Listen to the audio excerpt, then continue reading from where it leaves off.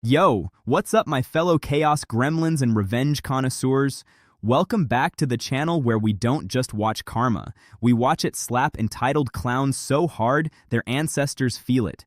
If you're the type who smiles when rude, lazy, greedy little menaces finally get exactly what was coming, then buckle the hell up because today we've got 3 straight-fire petty revenge stories that are gonna have you yelling at your screen and fist-pumping like a maniac.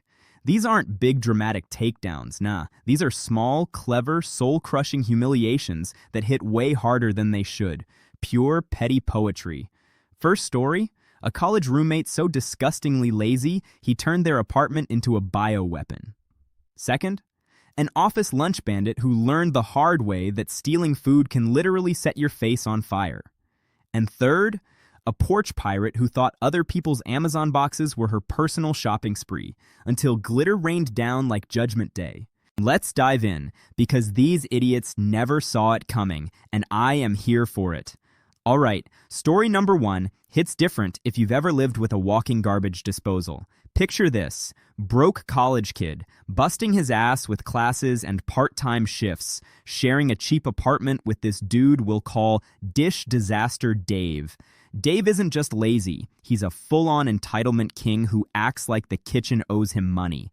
Every single night, it's the same script.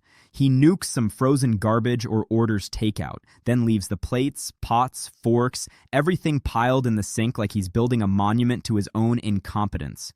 Mold growing on week-old spaghetti, flies doing victory laps, the whole sink looking like a science experiment that lost. The smell? Unholy. You'd come home exhausted, starving, just wanting to cook something real, and nope, the counter's a war zone. OP tried being nice at first. "Hey Dave, your turn on dishes, man." Dave would just grunt, "Yeah bro," later, while he sat on the couch like a potato, controller in hand, not moving a muscle. And the hypocrisy? Off the charts. If OP left one single mug out, Dave would lose his mind like it was the end of days. But his own mess? Chill, it's not a big deal. This clown really thought the dishes would magically scrub themselves if he ignored them long enough. Weeks go by, the apartment starts smelling like a dumpster behind a seafood restaurant. One night, OP comes home after pulling an all-nighter studying for finals, dead on his feet, opens the fridge, and realizes Dave used his brand new expensive pot and left it looking like it survived a nuclear blast. Crusted cheese, burnt sauce, the works. OP snaps and confronts him. "Dude, this is ridiculous. Clean your mess or we're gonna have problems." Dave's response? "You're being dramatic, bro. It's just dishes." Oh no. You poked the bear, you absolute walnut. That's when OP went full petty genius. Dave heads out for a weekend bender with his bros. Perfect timing. While he's gone, OP turns into a one-man cleanup crew, but not for the sink. He gathers every single filthy plate, every moldy bowl, every greasy pan, every fork caked in old food from the last month. Scrapes the nastiest bits back on top for maximum flavor. Then, and this is the beautiful part, he marches straight into Dave's room and builds the most glorious tower of filth you've ever seen right on Dave's bed. Plates stacked on the pillow, bowls balanced like a Jenga game from hell, utensils sticking out everywhere, old spaghetti sauce soaking into the sheets. The entire bed is now a landfill. And for the cherry on this disgusting Sunday, a big handwritten note pinned right on the pillow that just says, "Your turn, roomie. Enjoy cleaning this up. P.S. Hope your sheets survive." Dave stumbles home at like 3 a.m., half drunk, flips on the light, and the scream that comes out of him is straight up legendary. Dishes avalanche everywhere, food chunks flying, he's slipping on greasy plates like a cartoon character, yelling curses while the smell hits him full force. His expensive comforter? Ruined. His pillow? Soaked in mystery gunk. He spends the rest of the night gagging and scrubbing like a man possessed while the whole apartment reeks. Next morning, he's red-faced, avoiding eye contact, hauling trash bags out like his life depends on it. The fallout? Their mutual friends hear the story, and Dave becomes Dish Dave for the rest of the semester. Every group chat, every party, someone brings it up and the roasting is relentless. He started doing dishes the second he woke up every single day after that, muttering under his breath like a broken man. and OP walking around the apartment like a silent legend. That tiny revenge was so beautifully petty, I almost want to applaud. This clown really thought he could be disrespectful with zero consequences. Imagine being this annoying and then acting shocked when it blows up in your face. Some people really do speed run, losing all sympathy, and Dave crossed the finish line sprinting. This was childish, unnecessary, and absolutely deserved. I support this level of petty with my whole heart. But hold up, we're just getting started. Story number 2 takes us straight into corporate hell, where the real villains don't wear capes. They wear business casual and raid the office fridge like it's their birthright. Enter Lunch Bandit Larry. This dude is the office legend nobody asked for. Every single day, he'd waltz into the break room, open the fridge like he owns it, and just take whatever looked good.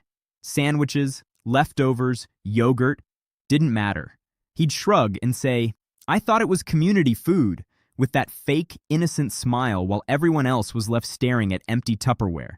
People started labeling their stuff, writing "Do not touch" in giant letters, even hiding food in the back. Larry didn't care. He'd just peel the labels off or claim must have been left over.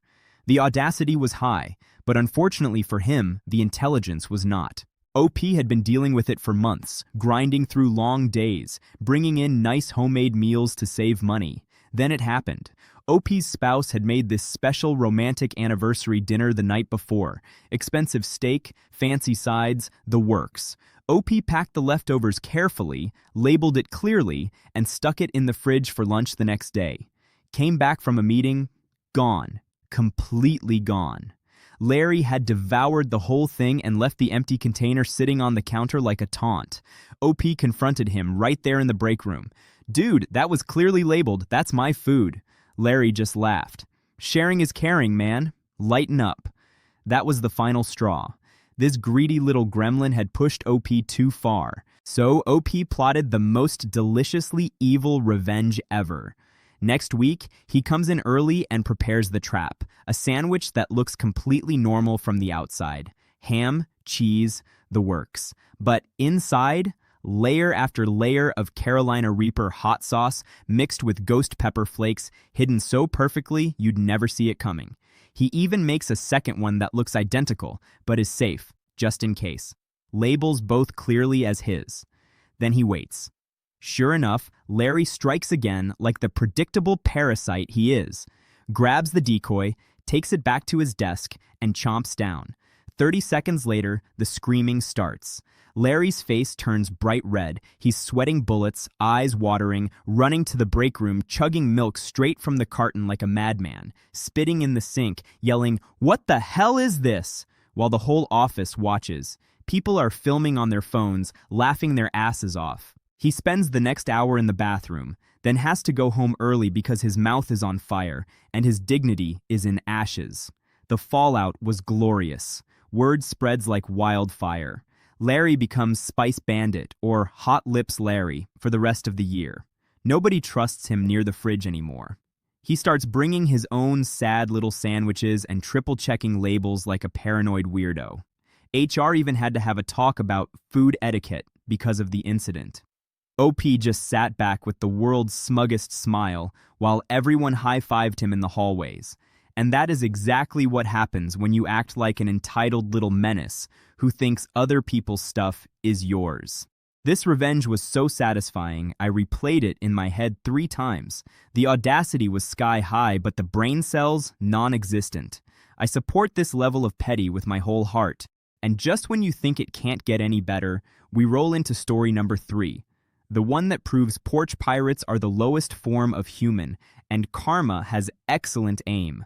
Our OP lives in a nice quiet neighborhood where Amazon deliveries are basically daily events. Enter Package Karen, the nosy neighbor who treated everyone else's front porch like her personal free sample store. She'd wait until drivers dropped off boxes, then accidentally scoop them up claiming, "Oops, must be mine," or straight up denying it when confronted. People in the neighborhood group chat had been complaining for months, but Karen would just play dumb with that fake sweet smile. "Oh, I would never." Yeah, right. This woman had the moral compass of a raccoon in a trash can. The final straw came when OP ordered a brand new pair of expensive noise-canceling headphones, crucial for remote work calls. Box shows up, OP sees the delivery notification, and it's gone. Karen's security cam mysteriously caught nothing, but OP knew. Confronted her politely at the mailbox, and she had the nerve to say, "Maybe the driver stole it, not my problem." Oh, honey, you just declared war on the wrong person. OP went full mad scientist, ordered a cheap decoy box, filled it with the most aggressive pink glitter known to man, the kind that sticks to everything forever, plus a hidden spring-loaded mechanism that explodes the second the box is opened. Inside, a note that simply reads, "Nice try, thief. Smile, you're on camera." OP sets the trap right on their own porch, visible from the street, and hides a small camera aimed perfectly, then waits.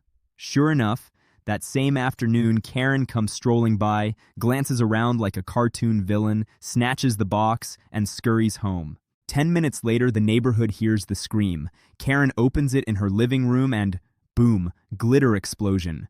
Pink sparkles everywhere, in her hair, on her couch, in her carpet, stuck to her dog, inside her shoes, even in her car the next day because it traveled with her. She spends weeks trying to vacuum it up, but glitter is forever. And the best part? OP anonymously posts the security footage in the neighborhood group chat with the caption, "Found our porch pirate." The comments explode. Disco Karen strikes again. "Glitter looks great on you. How's that free stuff tasting now?" Her husband starts getting roasted at block parties. She becomes the neighborhood meme. For months afterward, she'd walk outside and people would just smirk and sing, "Sparkle, sparkle, thief." She stopped stealing packages cold turkey and even started leaving passive-aggressive notes about respecting boundaries. Pathetic. The fallout was maximum humiliation. Karen couldn't even sell her house later without the glitter story coming up in neighborhood gossip. OP got thanked by half the street and became the quiet hero. This clown really thought they could be disrespectful with zero consequences. That tiny revenge was so beautifully petty, I almost want to applaud. Imagine being this greedy and then acting shocked when it blows up, literally, in your face. This was childish, unnecessary, and absolutely deserved. Whew, what a ride, folks! 3 stories of pure, unfiltered, petty perfection that prove you don't need to go big to make someone regret their entire existence. So hit me in the comments right now. Which revenge was the most satisfying for you?